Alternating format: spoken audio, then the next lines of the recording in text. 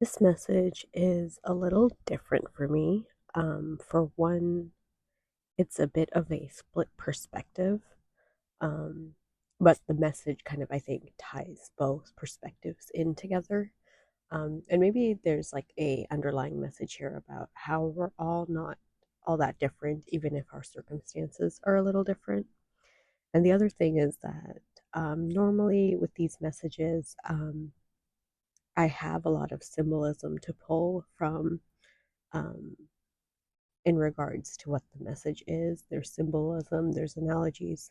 But this one, just the way that I saw it, it just literally seemed like a scene that I would see just like out in real life, or like a scene from a movie, just very mundane. So I'm going to do my best to see what the message here is, but I'll go, I'll start with like the two perspectives and if it resonates with you, this like scenario kind of resonates with you, then it's for you. But I feel like there's a bigger message in general, so we'll get to that.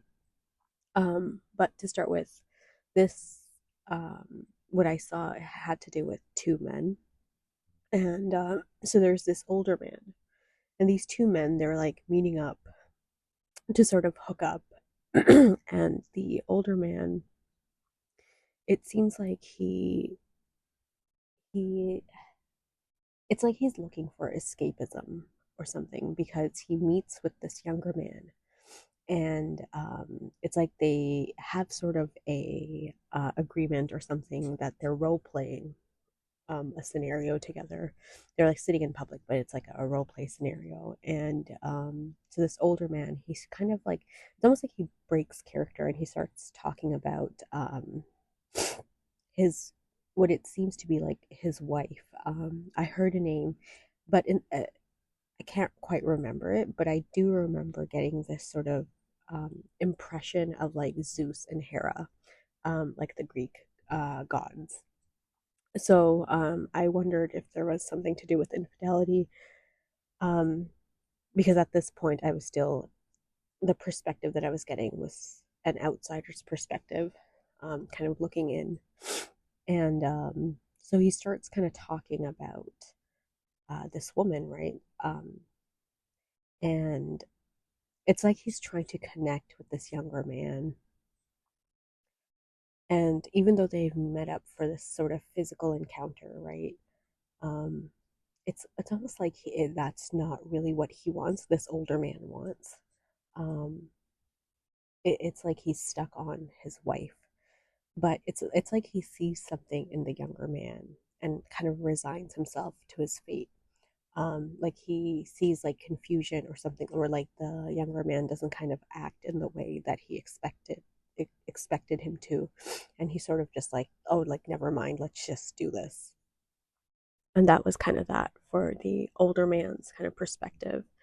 And when we switch kind of the lens to the younger man, it seems like this younger man is really like excited, um, and really anticipating this encounter, this meeting with this older man. He seems to like admire him, and it's almost like the feeling of like when like your crush likes you back or something. Even though I got the impression that these two people, they're like near strangers. It's not like they were like friends or anything. It's almost giving um like they're like acquainted maybe at the most. But like I would say near strangers.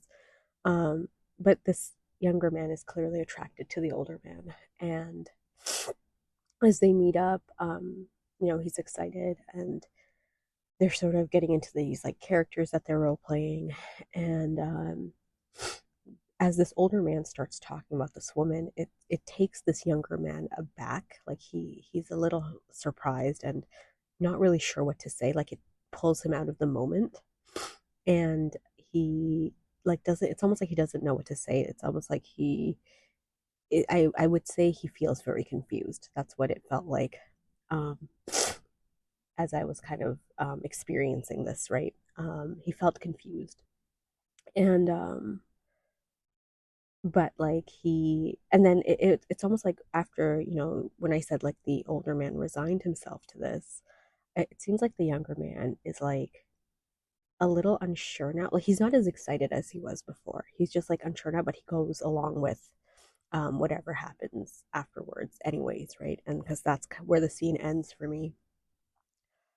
And so as I was kind of like thinking about this scene that I just saw, again, it's not really something that I'm used to. Like this form of a scenario is not really something that I'm used to. But I feel like there is some merit, there's value in like sharing the things that we're not as that's not like familiar to us, right? So not only is the scenario not familiar to me, but like the form of the scenario, like I said, there's like not a lot of symbolism here. It's just like a plain mundane sort of a scene. Um that's unfamiliar to me as well. Normally when I see something, there is just like a little bit more for me to pull from. But um I feel like because this is so different, it's important for me to share. So I'm going to do my best. Again, I don't have kind of like the help of the symbolism here. But I do feel like there is a connecting message. Like it's the same message for both of these people. So um, if it's, if you're listening to this and you've had the experience of the older man, or if you've had the experience of the younger man, regardless of your gender or anything, um, it's the same message regardless of who you kind of empathize with in this scenario. But it goes, I think, beyond that. It's not even just this case of like hooking up or like romance or anything. I feel like there's like an underlying, like a bigger message here. So I'm gonna break it down between like each person, like each perspective, and then we'll see like what we get to from there. The biggest thing, like the first thing that kind of comes to mind for me for like the older man is like escapism. Um, a lot of the times, especially like nowadays with like dating apps and stuff, it's almost like we have this tendency, and I'm getting like the word instant gratification that comes to mind. It's like, even when it comes to like breakups and things, we're so used to having things at our fingertips, and we don't really give ourselves the necessary time that we need in order to heal, uh to mourn a loss, to grieve, right? um it's almost like we jump to the next thing because we're so afraid of that process of grieving. Breakups are painful, they can be so debilitating, but we need that time after the breakup to sort of process what just happened.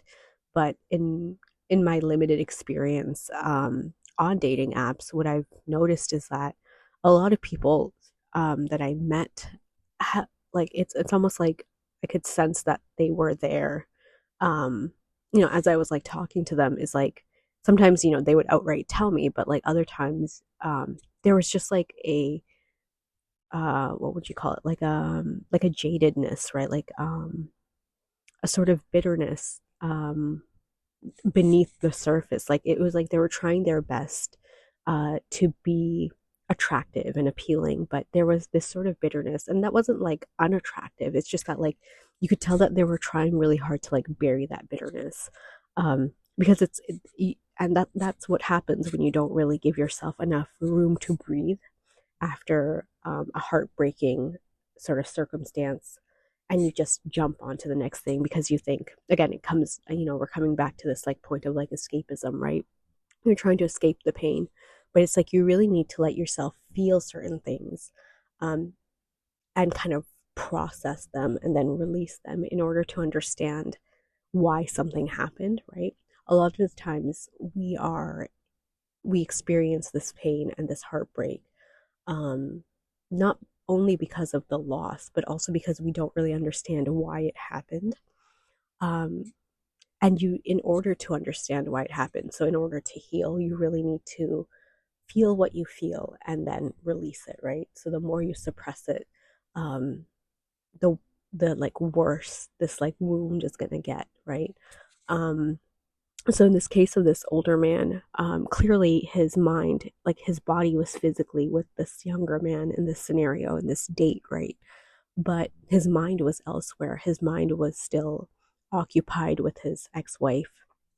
And it's funny because I think the message here is not just what I just said here about like giving yourself time to process grief, but also like your body will like let you know. So I think this is the message that like kind of ties the two perspectives together, um, and puts them kind of on the same playing field, is that your body will like let you know when something isn't right for you, right? So when I that moment that they shared, these two people, these two men, where the older man, it was almost like a notification or like an alert. I wouldn't say like a red flag, but like a notification or an alert that went off when as that older man was like talking about his wife, and then sort of looked at the younger man, and the younger man just looked confused. There was this moment of like clarity, right?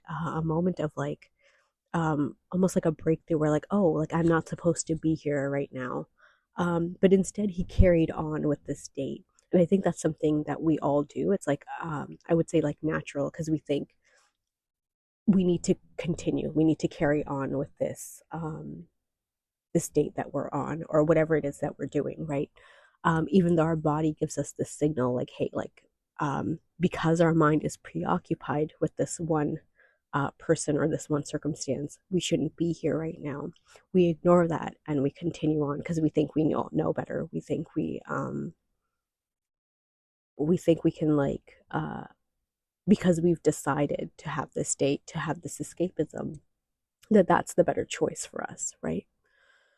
And then from the perspective of the younger man here, um, again, it comes down to the same sort of message, right? When it comes to like intuition and like trusting your gut. He also, in this moment, right? They both shared this moment where they were both like, oh, I'm not supposed to be here. Because from the younger man's point of view, it's like going from that excited, I'm so excited to be here. This person is so attractive. I like them so much, to suddenly being like, oh, like a sinking feeling. Like I felt as I was like kind of witnessing and experiencing his point of view, I had like a sinking, like a confusion and like a sinking feeling. And that is like the body telling you that, like, hey, like something is wrong. This is not what we thought it was. And it's time for us to go. Because here, like, it could be that, like, from this point on, like, I don't know what happened with this pair, right? In the future it could be like they continue to date, but it's not going to be from a place where like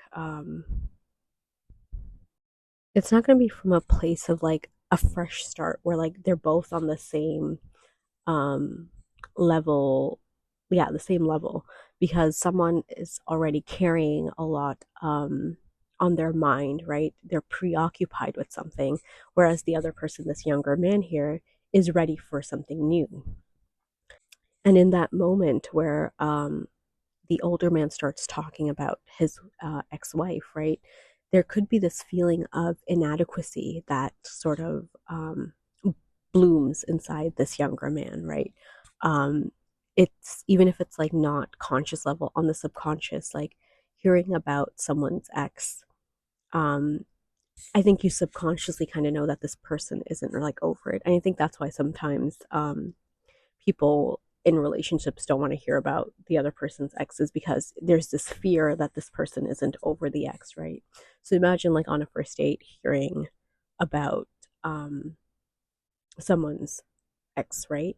That could give this feeling of like, oh, like they're here with me, we're here to have this like hookup, right? This very physically intimate thing, but this person um is talking about their ex wife or their ex partner. It will kind of create this feeling of inadequacy. So if this relationship continues, what will end up happening for this younger man is that he'll constantly only be trying to prove himself. Um, it's no longer going to be a like, again, one of those like clean slate. Um, we're both kind of starting together, we're both at the starting line together sort of relationships. Instead, it's going to be more like, like the younger man's constantly trying to catch up to like the older man, if that kind of makes sense. Um, because he experienced that first feeling of inadequacy, right? So he's constantly be going to be trying to prove himself, and that kind of takes away from, I guess, like the organic way a relationship should flow. If you're constantly trying to prove yourself, when are you going to have time to just really enjoy and just kind of be in the relationship, right?